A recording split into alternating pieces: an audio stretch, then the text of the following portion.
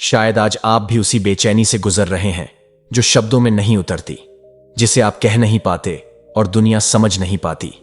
मन अशांत है, हर वक्त कुछ न कुछ चल रहा है। कोई पुरानी याद, कोई भविष्य की चिंता, कोई ऐसा डर जिसे आप खुद भी नहीं पहचान पाते।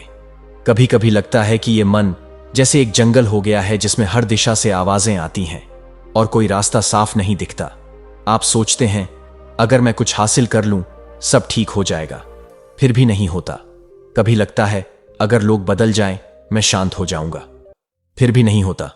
और फिर एक दिन ऐसा आता है जब आप खुद से पूछते हैं आखिर क्यों ये मन इतना अशांत है? क्या ये हमेशा ऐसा ही रहेगा? तो आज मैं आपको वो बात बताने जा रहा हूं जो बुद्ध ने कहा था। एक ऐसी बात जो सुनने में बहुत साधारण लगेगी, लेकिन अगर आपने उसे सच में समझ लिया तो ये आपके जीवन का सबसे बड़ा मोड़ बन सकती है।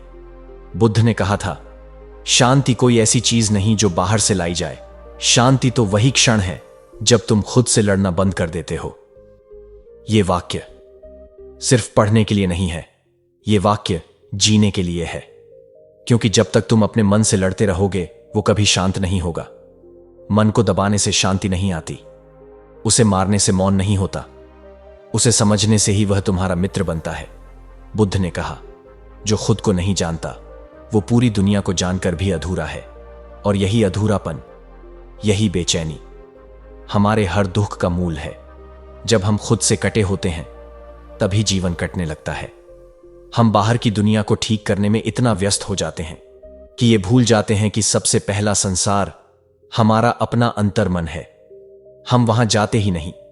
हमने कभी रुककर अपने मन की बेचैनी से दोस्ती नहीं की। हमने कभी आंखें बंद करके ये नहीं पूछा, तू क्यों परेशान है? किस बात का डर है तुझमें? क्यों भाग रहा है तू हर पल? हमने बस उसे शांत करवाने की कोशिश की, दबाकर, डराकर, अनदेखा करके। और यही सबसे बड़ी गलती है। बुद्ध ने जीवन की सारी पीड़ा को देखा, समझा और फिर यह पाया कि जब तक हम अपने मन के स्वभाव को नहीं समझेंगे हम बार बार उसी दुख की ओर लौटते रहेंगे। शांति कोई लक्ष्य नहीं, शांति कोई मंजिल नहीं। शांति वो रास्ता है जिस पर तुम्हें अभी इसी क्षण चलना है। और यह यात्रा बाहर की नहीं, भीतर की है। तो क्या शांति कोई ऐसी चीज है जिसे हम खोजते हैं, या वो कुछ ऐसा है जो हमेशा हमारे साथ था लेकिन हम ही उससे दूर भागते रहे?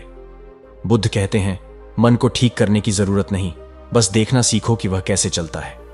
यह एक बहुत बड़ी बात है, क्योंकि आज हर व्यक्ति अपने मन को बदलना चाहता है। कोई कहता है मेरा मन गुस्से से भरा है, मैं शांत बनना चाहता हूं। कोई कहता है मुझे बहुत डर लगता है, मैं निडर बनना चाहता हूं। लेकिन बुद्ध कहते हैं तुम्हारा डर, तुम्हारा गुस्सा, तुम्हारी बेचैनी, ये सब गलत नहीं है। गलत है उन्हें दबाना, गलत है उनसे भागना। जिस क्षण तुम उन्हें देखना शुरू करते हो वे खुद ब खुद हल्के होने लगते हैं। क्यों? क्योंकि चेतना की रोशनी में अंधकार टिक नहीं सकता। जब तुम अपने विचारों को पकड़ना बंद कर देते हो, जब तुम उनसे एक कदम पीछे खड़े होकर सिर्फ देखना शुरू करते हो, तो मन खुद शांत होने लगता है। तूफान को कोई शांत नहीं करता, वो अपनी गति से आता है और चला जाता है। बस तुम्हें उसके बीच में डटे रहना होता है, न कि उसके साथ उड़ जाना। मन की सबसे बड़ी समस्या यह है कि वह हर भावना को पकड़ना चाहता है, हर डर से बचना चाहता है, हर सुख को हमेशा के लिए रखना चाहता है। और यहीं से अशांति शुरू होती है। बुद्ध कहते हैं तुम्हारा मन पानी की तरह है, जब तुम उसे हिलाते हो वह धुंधला हो जाता है, लेकिन जब तुम उसे स्थिर छोड़ देते हो तब वह सब कुछ साफ दिखाने लगता है। शांति पाने की पहली शर्त यही है, रुकना, देखना, स्वीकार करना। और यह आसान नहीं है, इसलिए बुद्ध ने ध्यान सिखाया। ध्यान कोई जटिल साधना नहीं है। ध्यान तो बस वही पल है जब तुम अपने मन के शोर के बीच बैठ जाते हो और उसे सुनते हो, बिना बोले, बिना हस्तक्षेप किए, बिना उसे ठीक किए। एक साधक ने बुद्ध से पूछा, भगवान, ध्यान करते हुए मेरा मन बहुत भागता है, मैं थक जाता हूं। बुद्ध ने कहा, जब तुम किसी नदी के किनारे बैठते हो क्या तुम नदी को रोकते हो? साधक बोला, नहीं। बुद्ध बोले, तो अपने मन को क्यों रोकते हो? बस बैठो और देखो, जैसे नदी बहती है वैसे ही मन भी बहता है। एक दिन तुम नदी के पार दिखाई देने लगोगे। यही तो रहस्य है। मन को शांत करने की जरूरत नहीं है, मन को समझने की जरूरत है। और समझ तभी आती है जब तुम सुनना शुरू करते हो, बिना डर के, बिना निर्णय के। बहुत बार हम सोचते हैं अगर मेरा जीवन बदल जाए तो मैं शांत हो जाऊंगा। लेकिन बुद्ध कहते हैं अगर तुम्हारा मन बदल गया तो तुम्हारा जीवन अपने आप बदल जाएगा। तुम्हारी दुनिया तुम्हारे भीतर की दुनिया का प्रतिबिंब है। अगर भीतर तूफान है तो बाहर कितनी भी सुंदर चीजें हों तुम्हें बेचैन ही रखेंगी।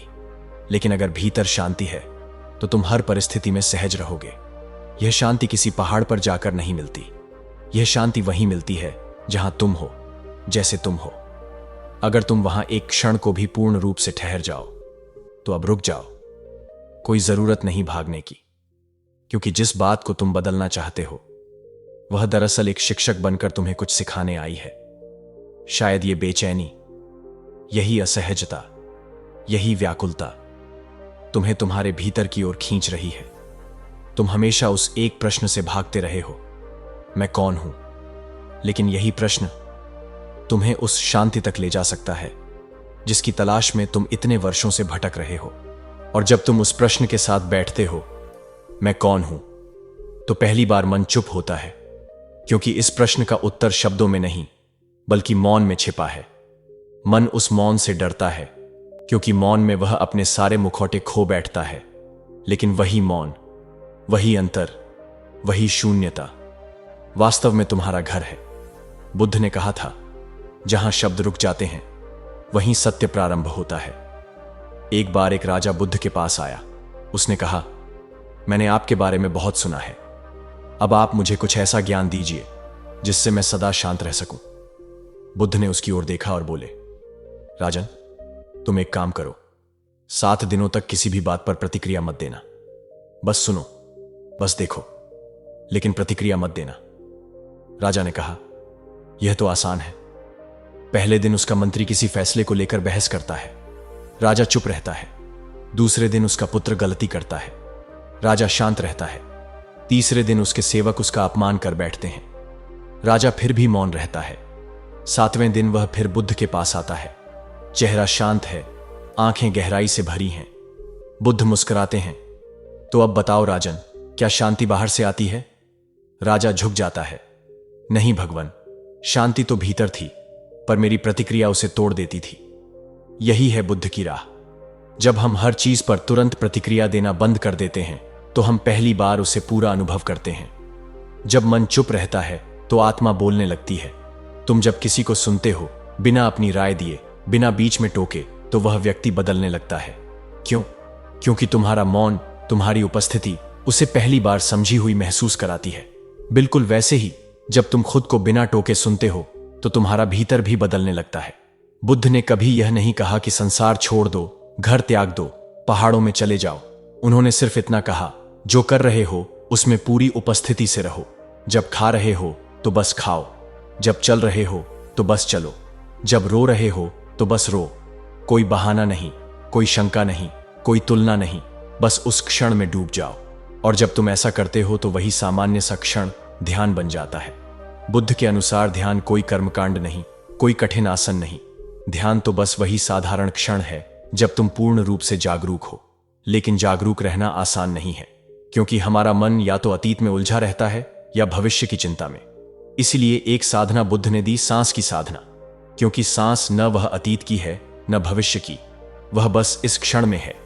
जब तुम सांस को देखते हो तो तुम इस पल में उतरते हो, और यही पल तुम्हारा दरवाजा बन जाता है उस शांति के लिए जिसे तुम सदियों से ढूंढ रहे थे। साधारण सांस, लेकिन जब तुम उसे पूरी सजगता से देखते हो तो वह असाधारण हो जाती है।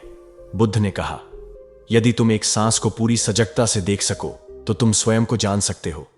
और जो स्वयं को जान गया वो फिर कभी किसी के शब्दों में नहीं उलझता, वो फिर कभी किसी की आलोचना से नहीं टूटता, वो फिर कभी अपने विचारों का गुलाम नहीं बनता।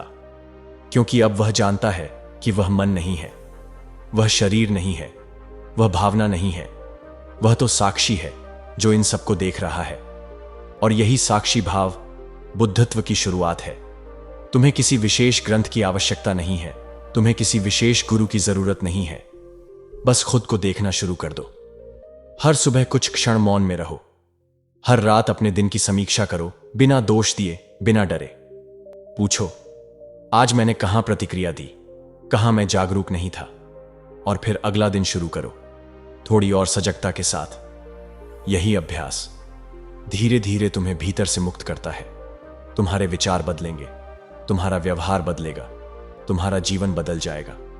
लेकिन सब कुछ तब जब तुम उस एक बात को याद रखोगे, मन को बदलो नहीं, बस देखो कि वह कैसे चलता है। और जब एक व्यक्ति भीतर की यात्रा शुरू करता है तो उसे सबसे पहले जिस दीवार से टकराना पड़ता है वो है उसका अपना ही मन।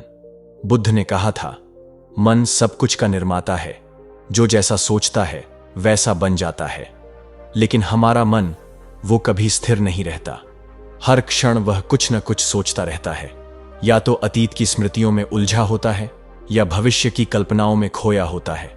एक साधक ने बुद्ध से पूछा, भगवान, ध्यान करते समय मेरा मन बार बार भटकता है, क्या यह ठीक है?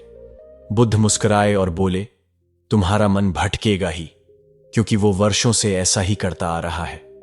ध्यान का अर्थ यह नहीं कि मन भटके नहीं, बल्कि ध्यान का अर्थ है जब वह भटके तब तुम उसे देख सको, बिना उलझे, बिना डरे। और यही देखने की कला धीरे धीरे तुम्हें उस मौन की ओर ले जाती है जहां बुद्धत्व जन्म लेता है। अब एक और कहानी सुनिए। एक गांव था जहां एक वृद्ध साधक वर्षों से तपस्या करता था। उसका जीवन अत्यंत सरल था, न किसी से कोई अपेक्षा, न कोई संग्रह। गांव के लोग उसे बुद्ध का अनुयायी मानते थे। एक दिन गांव में अकाल पड़ गया। लोग परेशान हो गए।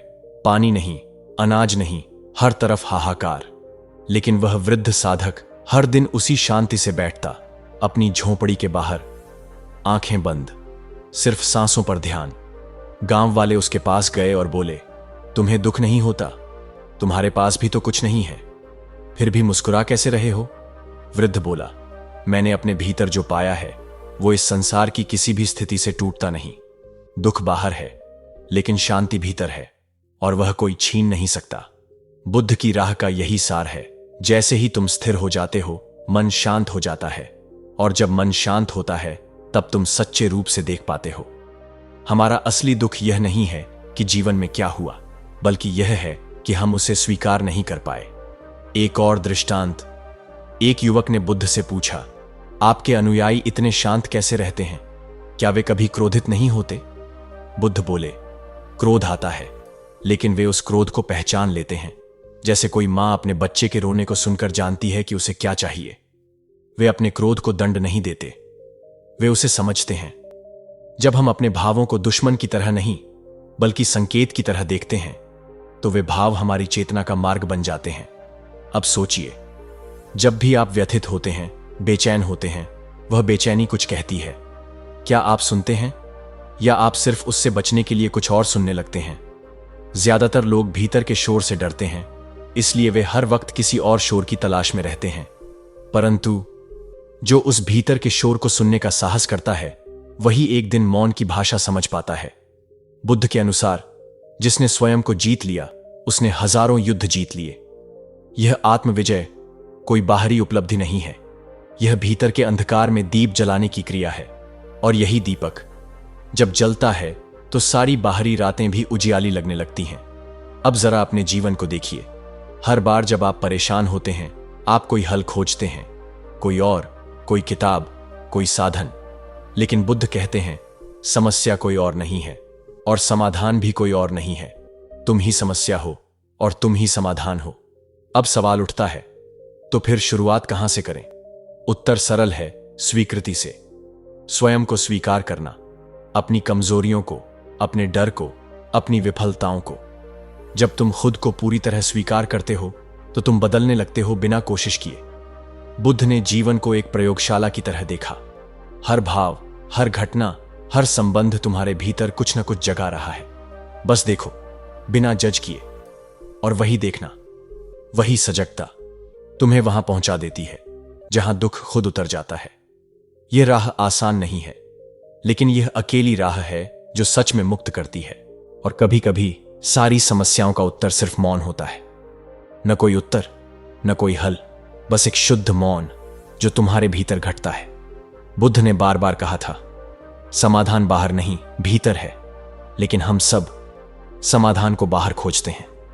जब मन अशांत हो तो हम जगह बदलते हैं, लोग बदलते हैं, कपड़े बदलते हैं, यहां तक कि धर्म भी बदल देते हैं, लेकिन वो अशांति बनी रहती है, क्योंकि वो बाहर की नहीं, वो भीतर की है। जब बुद्ध ज्ञान को प्राप्त कर निर्वाण की ओर बढ़े तो उन्होंने केवल यही कहा, अपने स्वयं के दीपक बनो।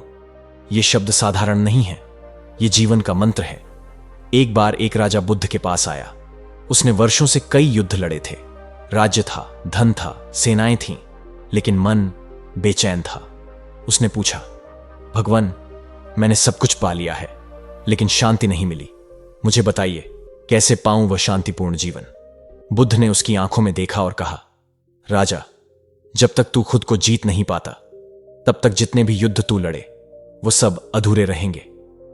राजा चुप हो गया, उसकी आंखें भर आईं, और वहीं राजा ने अपने भीतर झांकना शुरू किया। कुछ वर्षों बाद उसी राजा को गांव में साधारण वस्त्रों में घूमते देखा गया, कंधे पर भिक्षा पात्र, हृदय में मौन। लोग पहचान नहीं पाए ये वही राजा था, लेकिन वह अब सच्चा विजेता था। बुद्ध की राह यही है, जहां ताज नहीं, मौन पहन लिया जाता है, जहां सत्ता नहीं, स्वीकृति बैठती है, जहां युद्ध नहीं, समर्पण होता है। अब सवाल उठता है, क्या हम इस राह पर चल सकते हैं? उत्तर है हां, लेकिन शर्त है तुम्हें खुद को जानने की इच्छा होनी चाहिए, ना कि दूसरों को सुधारने की। हर बार जब तुम बेचैन हो तो सोचो, क्या मैं भीतर जा रहा हूं या बाहर? हर बार जब तुम दुखी हो तो खुद से पूछो, क्या मैं स्वीकार कर रहा हूं या विरोध कर रहा हूं? और हर बार जब तुम चुप हो तो देखो, क्या यह चुप्पी मजबूरी है या गहराई? बुद्ध ने यही कहा, जो व्यक्ति स्वयं को जान गया वो पूरे ब्रह्मांड को जान गया, क्योंकि ब्रह्मांड कहीं बाहर नहीं, वो तुम्हारे ही भीतर है।